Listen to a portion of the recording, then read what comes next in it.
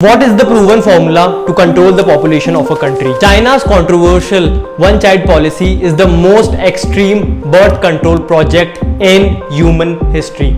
But was it successful? It is a long-held idea that increasing population is bad for a country, and this idea was popularized in a book called An Essay on the Principle of Population. And their theory is simple: the rate of population growth outweighs the growth rate of resources, and as a result of this ignorant theory, girls as young as 6 months old were forced into human trafficking, and only God knows what they went through.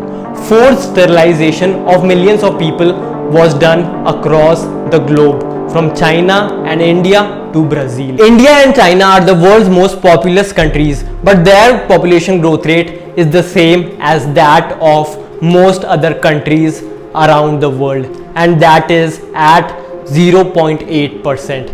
Their massive population is due to the fact that they had a higher population 200 to 400 years ago when compared to the rest of the world. They had more people 400 years ago. That's why they have way more people now. India and China had such large population 400 years ago because of fertile soil, which helped grow healthy food. Since 1000 BC, Asia has been the most populous region on the earth. Chairman Mao, who led China from 1949 to 1976, saw a rapidly rising population as a productive force that China needed to become a great power. Those who dared to question him were harshly treated, but his successor Deng Xiaoping started to reverse the trend. By the mid 1970s, China had already introduced its family planning slogan, which was later, longer and fewer, encouraging later marriages, longer intervals between births and fewer children. But in just a couple of years, China's one-child policy was introduced in 1979.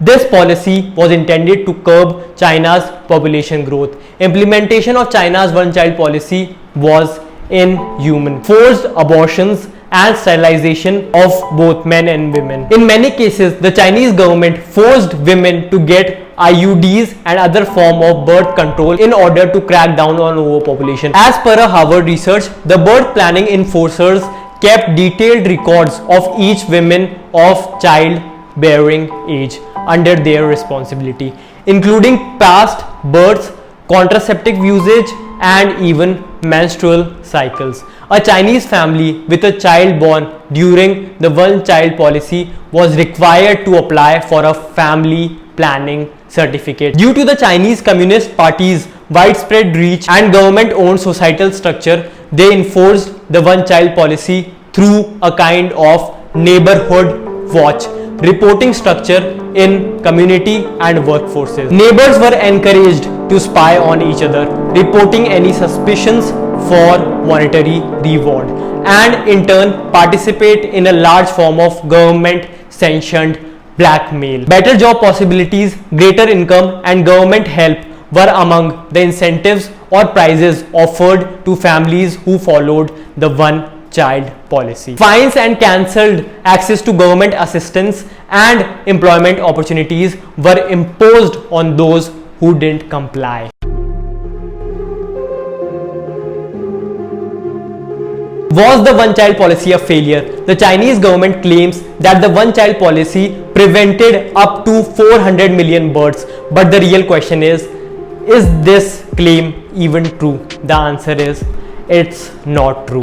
According to World Bank, one-child policy did help lowering the birth rate in China, but the 400 million number is blown out of proportion. According to Professor W. Fang of University of California, who was a part of a research team that systematically examined the one-child policy, said China's fertility rate was reduced from more than 5 to just over 2 before the one-child policy was introduced in 1979. But now the drawbacks of one-child policy are more and more apparent. It created a disparity in childbirth ratio. In mainland China, The ratio of boys born compared to girls born reached a peak of 117 to 100 after 1990.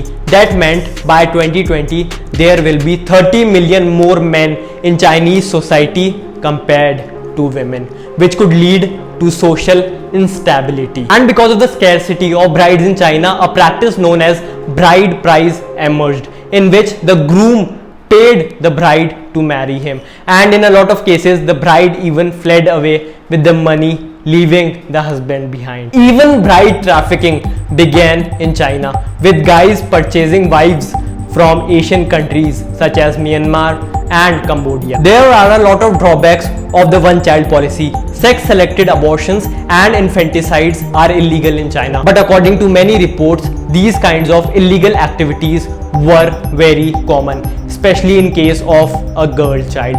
China outlawed sex-selective abortions in 2005, but millions of females have been aborted since 1970s. And this law is tough to enforce because of the difficulty of proving why a couple decided to have an abortion. It is estimated that 30 million abortions occurred as a result of this program. And a lot of cases have been recorded in which if a couple's first kid was a girl, the girl was abandoned. As a result, many young girls were forced into human trafficking. And one child policy created another problem. It is called 4-to-1 problem. It meant that one child had to take care of 2 parents and 4 grandparents. One child policy also created a practice called birth tourism. Families would travel to foreign countries or Hong Kong for the birth of second child. Although there are no legal consequences for multiple births or twins, but an increasing number of couples were using reproductive drugs to help conceive twins. According to an article published in China Daily in 2006, the number of twins born each year has doubled. However, determination to have twins by all means necessary had a significant negative impact on the mother. But no one seemed to care, not the family, not the society, and certainly not the government. And finally, the Chinese Communist Party overturned the one-child policy, not because of the suffering and the violations of human rights, but because the labor force was suffering. China's elderly population is growing at an alarming rate. More than a third of Chinese workforce will retire by 2050, and while China is a manufacturing hub, it would suffer due to lack of young people, which is why the one-child policy was abolished. Now that China's 3-child policy is in effect, most studies show that it will not be useful in addressing the demographic changes or the economy, because the cost of raising children in China is very high, and that it is stopping Chinese parents from having more children. Survey data suggests that only a relative small number of people really wish to have 3 children. And another interesting fact is declining fertility, once started, is an unstoppable phenomenon that very few countries have been able to stop, let alone reverse. Of the 85 countries where fertility rate had fallen to less than 2.1 births per woman in 2009, the so-called replacement level, below which population decline tends to set in, only Tunisia had managed to just creep back above replacement 10 years later. How to control the population of the country? The only option to limit a country's population without violating human rights or causing major consequences is to focus on education and healthcare. This is due to the fact that when the literacy rate goes up, the fertility rate decreases. Literacy rate and fertility rate are indirectly proportional. This has been observed everywhere around the world, from India to Philippines. Investment in family programs is also a proven way to reduce population. So the final solution is that countries and the citizens should concentrate more on educating the girl child rather than killing the girl child.